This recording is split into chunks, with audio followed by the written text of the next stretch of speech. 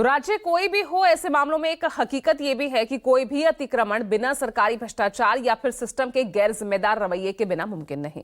क्योंकि तुर्कमान गेट पर जितने बड़े एरिया में यह अतिक्रमण हुआ था, यह संभव नहीं कि इसकी जानकारी प्रशासन को कभी थी ही नहीं।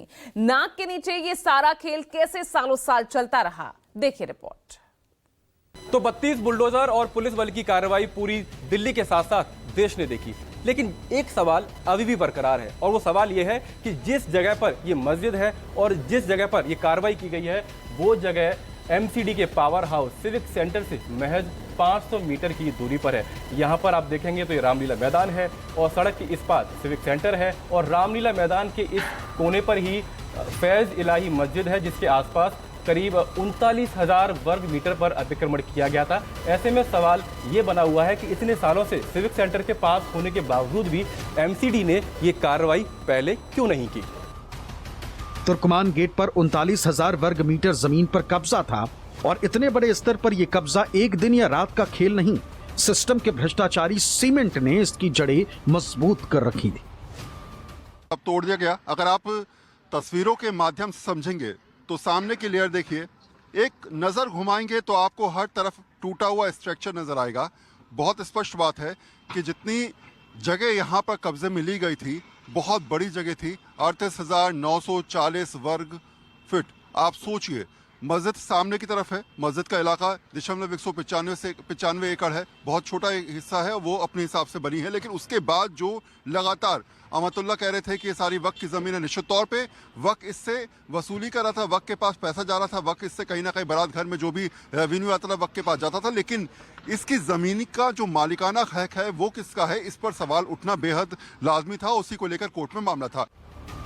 यहाँ बड़े बैंक्वेट हॉल बने, कई मंजिल की इमारत बनी और उनमें लिफ्ट जैसी सुविधाएं तक थी।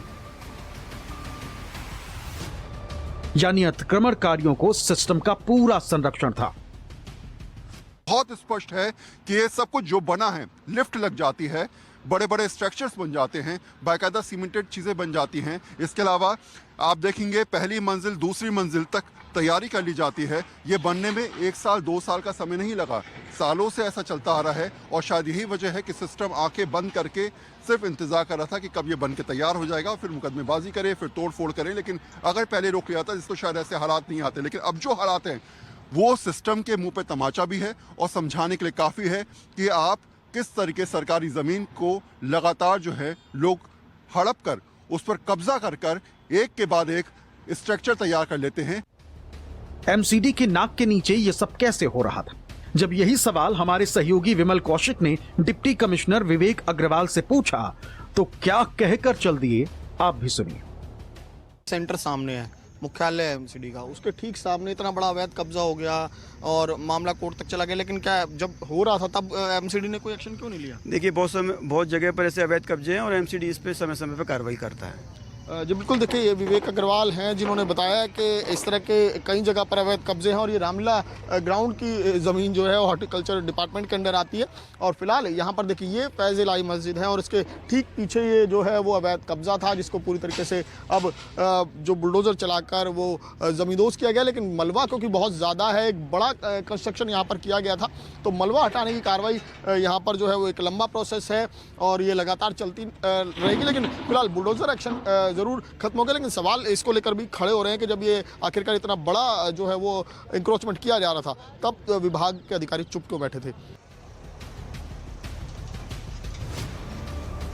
मतलब डिप्टी कमिश्नर साहब कह रहे हैं कि ऐसे कब्जे बहुत सारी जगह हैं और तुर्कमान गेट के मामले में अचानक से एमसीडी की नींद खुली और कार्रवाई कर दी। लेकिन सवाल वही, जब अतिक्रमण हो रहा होता है तब एमसीडी और बाकी संस्थाएं कहां थी?